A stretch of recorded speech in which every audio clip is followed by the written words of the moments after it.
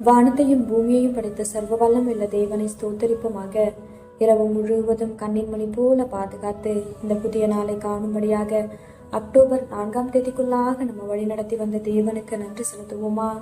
பரிசுத்தமுள்ள எங்கள் நல்ல தகப்பனே, ஸ்தோத்தரிக்கிறோம், துதிக்கிறோம் ராஜா. இந்த காலை நேரத்திலும் உண்மை நோக்கி பார்க்கக்கூடிய கிருபை கொடுத்ததற்காக நன்றி தகப்பனே.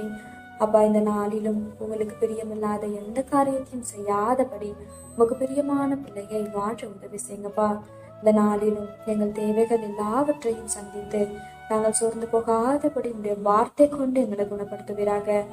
ஆண்டவரே, இந்த நாளிலும் நாங்கள் யாரையும் குறை சொல்லாம யாரையும் குற்றப்படுத்தாமல் வாழ எங்களுக்கு கற்றுத்தாங்க ஏசப்பா.